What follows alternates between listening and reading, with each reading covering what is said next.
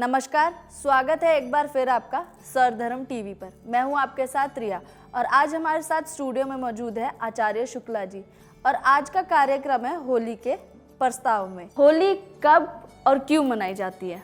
नमस्कार, आप सब लोगों को होली की शुभ मंगल कामना। होली पूर्णिमासी को फाल्गुन मास की पूर्णिमा को मनाई जाती है और प्रतिपदा को रंग खेला जाता है। होली रंगों का त्योहार है, आपस में गिले शिकवे मिटाने का त्योहार है और होली ये भी कारण है कि हम अहंकार छोड़ करके परब्रह्म परमात्मा का स्मरण करें, इसी का त्योहार है। ये है त्योहार। तो शुक्ला जी, हमारे दर्शकों को ये बताइए कि इस वर्ष की होली जनता के लिए कैसे शुभ है?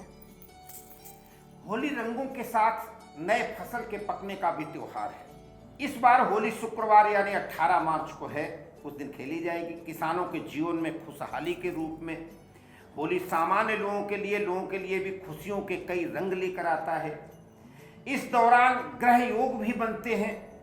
होली से एक दिन पहले 17 मार्च को होली जलाई जाएगी सायंकाल। इस बार भद्रा दोष है, इसलिए शाम की बजाय रात में पूर्व फाल्गुनी नक्षत्र में होलिका दहन होगा। वहीं ग्रहों की स्थिति की बात करें तो गज केसरी, वरिष्ठ और केदार नाम के 3 राजयोग भी रहेंगे। होली पर ऐसा महासंयोग आज तक कभी नहीं बना है रिया जी। और बड़े शुभ योग में होलिका दहन होना देश के लिए भी शुभ रहेगा। वैसे भी तो शुभता तो देख ही रहे ना आप, कैसी कैसी सरकारें आ गई, किस प्रकार से। और ये भी है कि जो मेहनत की, जो कार्य करने वाली सरकारें वो भी आई है। ये होली के पहले का जो माहौल है वो भी राम में हुआ है, होली में हुआ है। होली तो पहले खेली जा चुकी है और अभी भी त्योहार चल रहा है। इन ग्रह योग से मान सम्मान, पारिवारिक सुख, समृद्धि बढ़ती है। आइए विस्तार से जानें कि इसका हमारे जीवन पे क्या प्रभाव होने वाला है जी। तो शुक्ला जी, जैसे कि हम 17 मार्च को होली का पूजन करेंगे, तो होली के पूजन का क्या महत्व है और क्या शुभ मुहूर्त है? जी, 17 मार्च को होलिका का दहन होना है, यानी नवत्रेष्ठ यज्ञ फाल्गुन शुक्ल पूर्णिमा को होता है। इसकी मुख्य संबंध होली के दहन से है। जिस प्रकार दीपावली को लक्ष्मी पूजन के बाद भोजन किया जाता है, उसी प्रकार होली के व्रत वाले उसकी ज्वाला देखकर भोजन करते हैं। मतलब जब होली जल जाती है उसकी ज्वाला देख करके, उसमें नवान्न डाल करके, उसमें उसका पूजन करके, अर्चन करके भोजन ग्रहण करते हैं। होलिका के दहन में पूर्व विद्या प्रदोष व्यापनी पूर्णिमा ली जाती है। इस उत्सव की शुरुआत 1 महीना पहले माघ शुक्ला पूर्णिमा को ही हो जाती है। होली का उत्सव धार्मिक एवं सामाजिक दृष्टि से काफी महत्व रखता है। इसमें होलिका, डुंडा, प्रहलाद और ईश्वर शांत तो है ही, इसके अलावा इस दिन नवत्रेष्ठ यज्ञ भी संपन्न होता है। ये है होलिका का प्रभाव और पूजन कैसे होगा इसकी हम अभी आगे बताएंगे आपको। तो शुक्ला जी, होलिका दहन पर गूलर का क्या महत्व है? गूलर एक शाखा है। होलिका दहन वाले दिन लोग गाजे बाजे के साथ, यहाँ तो अब दिल्ली में तो नहीं क्योंकि कंक्रीट का जंगल हो गया है, भारतीय संस्कृति को पुनर्स्थापित, फलते फूलते देख रहे। गांव में अभी भी वही है। गांव के बाहर गूलर का वृक्ष होता है, उसकी शाखाओं को तोड़ करके, काट करके लाते हैं और उसकी गंधाज से पूजन कर गांव के बाहर पश्चिम दिशा में उसे लगा देते हैं, ऐसा खड़ा कर देते हैं। और इसके बाद में आम भाषा में इसे होली का दंड कहा जाता है, इसे होली का ढूंढा कहा जाता है, दंड कहा जाता है। नवत्रेष्ठ यज्ञ का स्तंभ बोला जाता है। गूलर का फल माधुर्य गुण की दृष्टि से सर्वोपरि माना जाता है। गूलर का फल माधुर्य गुण की दृष्टि से वो भी आनंदित करता है। इस प्रकार से इसमें कहा गया है, जो निरंतर चलता रहता है, कर्म में निरंतर रहता है, उसे गूलर के स्वादिष्ट फल जरूर खाने चाहिए। गूलर के छोटे छोटे फल आते हैं, वो बड़े मीठे होते हैं, हम लोग गांव में खूब खाते थे।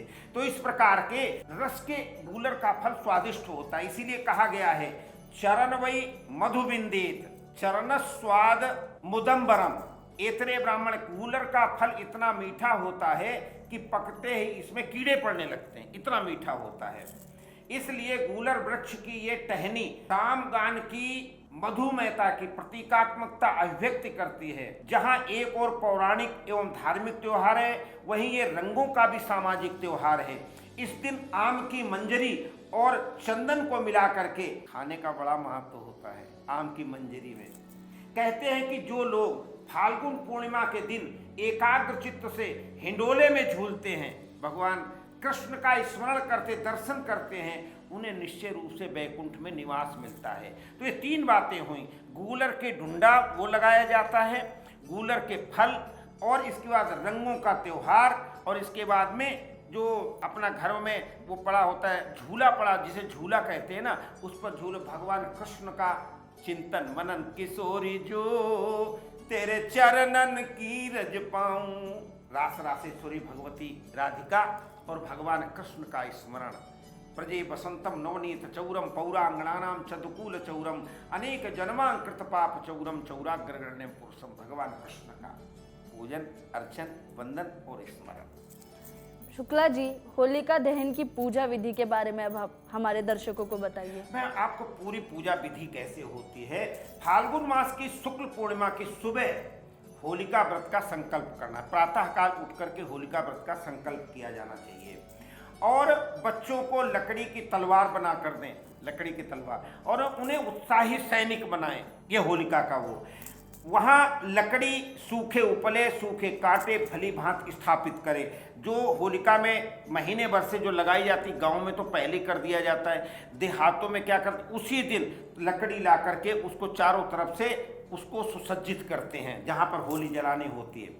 और इसके बाद में भली बात शाम को होली के समीप जाकर फूल गंधादि उसकी पूजा, चावल और वो अपना तिलक के लिए रोली, पुष्प, ये धूप दीप नैवेद्य, तांबूल, पुंगी फल, ये सब लेकर के होली के समीप बैठ करके, और इसके बाद इसको जला करके, और चैतन्य होम पर असर कृपा भय संत्रास्ते कृत्वा त्वाम होलिका होली बाली से अतस्त्वाम पूजयिष्यामि भूते भूति प्रदा भुवः।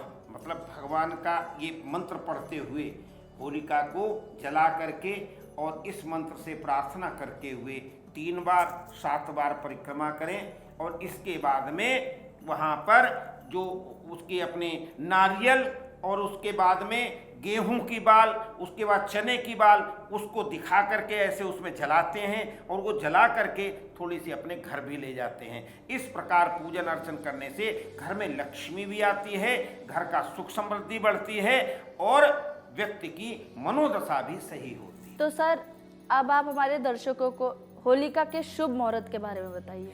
होलिका का शुभ मुहूर्त देखिए, पूर्णिमा को प्रदोष व्यापिनी फाल्गुन शुक्ला पूर्णिमा के दिन प्रदोष काल में होलिका का दहन किया जाता है। होलिका इसमें भद्रा वर्जित है। भद्रा द्वेन कर्तव्यो श्रावणो फाल्गुनी तथा श्रावणी नृपति हंति ग्रामम धाति फाल्गुनी, धर्म सिंधु कहता है ये।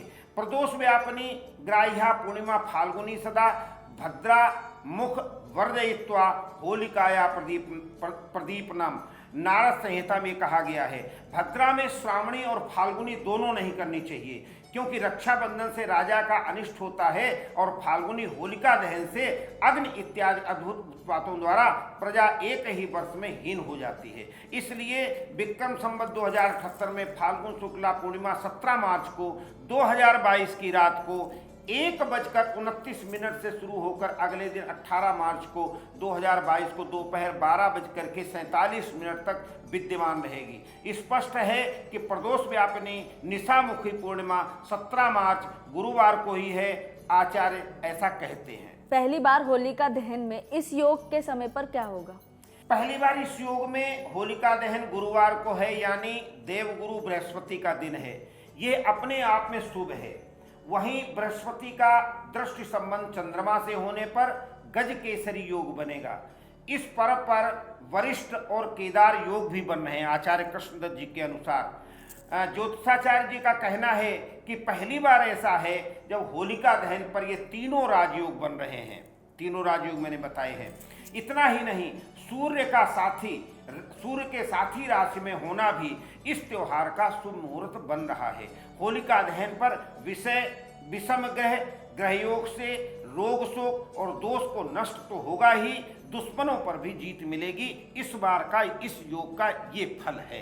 क्या इस बार होलिका पर शुक्र और शनि एक ही राशि में है? हाँ, बहुत गहन प्रश्न कर रहे हैं आप। इस बार होली पर नक्षत्र, महीने और ऋतु के स्वामी एक ही राशि में रहेगा। 14 मार्च से बसंत ऋतु शुरू हो रही है, जिसका स्वामी शुक्र होता है। शुक्र के ही पूर्वा फाल्गुनी नक्षत्र में होलिका दहन होगा।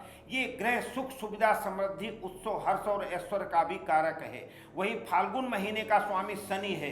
शुक्र शनि आपस में मित्र हैं और दोनों ही मकर राशि में साथ होकर युति बना रहे हैं। सितारों की ये स्थिति इस पर्व का शुभ फल और बढ़ा देती है। तो सर अब एक आखिरी सवाल है ये मेरा कि राजयोग से देश के लिए क्या शुभ संकेत होगा? देखिए, इस राजयोग में होली का त्योहार लोगों के लिए खुशहाली लेकर आएगा। साथ ही ग्रह योग से पता चलता है कि देश के लिए भी शुभ संकेत है। होली के बाद से दीपावली तक तेजी का माहौल बना रहेगा। बिजनेस करने वालों के लिए अच्छी स्थितियां बनेंगी और फायदे वाला समय रहेगा। इस साल देश के सरकारी कोष का भी फायदा हो सकता है। टैक्स वसूली बढ़ सकती है। साथ ही विदेशी निवेश में भी वृद्धि होने का योग है। अंतर्राष्ट्रीय स्तर पर चल रही मंदी भी खत्म होगी। देश में बीमारियों का संक्रमण कम होगा और उद्योग ये बढ़ेंगे।